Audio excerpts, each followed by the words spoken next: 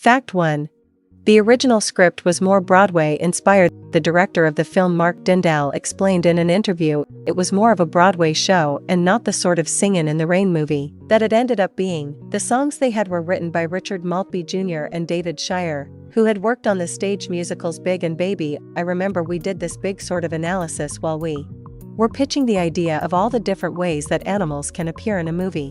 You had everything from an animal that doesn't speak, but behaves in an intelligent, Benji sort of manner, all the way up to a Bugs Bunny universe where the animals coexist with humans, and no one says, "I can't believe I'm talking to a rabbit."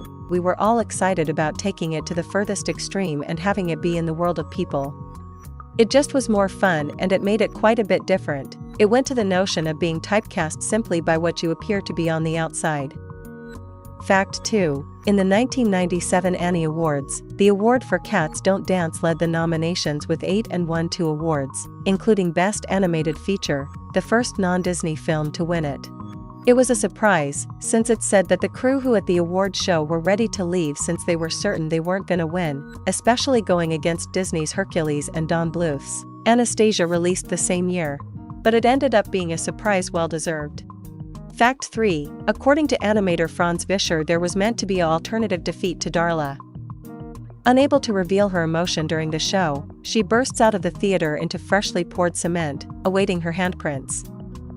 They liked the ending, but it was decided it was too cruel for a little girl, even one as wicked as Darla. The existing ending shows Darla throwing a tantrum in public, to great effect. An animator named Ernie Keane came up with the idea of Darla trying to sabotage the animals show and her final defeat in the film. Fact 4. In a deleted opening sequence, Danny originally worked as a janitor at a movie theater in Kokomo. Dancing on the job after watching the dancing scene of Fred and Ginger on the screen, he hits the boss with the mop on accident, causing him to get a scolding along with being thrown out and fired. But after the boss's racist comments, he mentioned how if he wants to go to Hollywood he can go at that very moment. This of course causes Danny to get motivated to go to achieve his dreams in Hollywood. Only these sketches of this opening have been found. This opening obviously was cut in favor of Danny's introduction being him getting ready to say goodbye to all his friends to take a bus to Hollywood. But it's ironic knowing Danny started off as a janitor and Darla the star, and by the end of the film the roles reversed. Fact 5. Early production art reveals that the film Lil Archangel was going to be called Seagoin' Gal. Darla, instead of wearing her pink angel costume, was to wear a sailor suit that is similar to Shirley Temple's suit in the film Captain January. Fact 6. Turner Division New Line Cinema, itself now part of Warner Brothers, was initially interested in releasing the film, but it was handed over to Warner Brothers, once Time Warner acquired Turner. One can wonder how better New Line would have handled its marketing and its release. Even though we will never know, I can for sure say that they definitely would have treated the movie better than Warner did. Fact 7. Mark Dindal states the good reviews of the film by critics came way too late to help the film's success. Although there were quite a few reviews that were very favorable, it would have helped had they come out earlier. However, I feel it still wouldn't have been enough considering how much anticipation they expected from it and how badly it ended up performing at the box office, and of course Warner's treatment of the film altogether. Fact 8. The first responses from test screenings were very rough. Because the film was still very early in production, a lot of sequences were still only pencil tests in test screenings. Mark Dindal stating, "I don't know if most audiences can look at this black and white coloring book they see on the screen and imagine what it's going to look like when it's finished." So the test screenings didn't go very well. All of it just pointed to not throwing too much money at the film.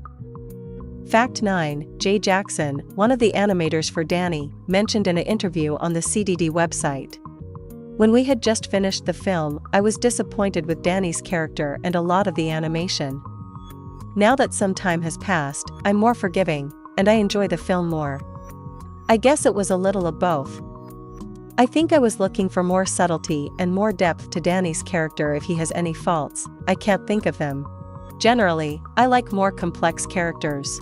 Also, Darla was such a strong character and I was concerned that she overshadowed Danny.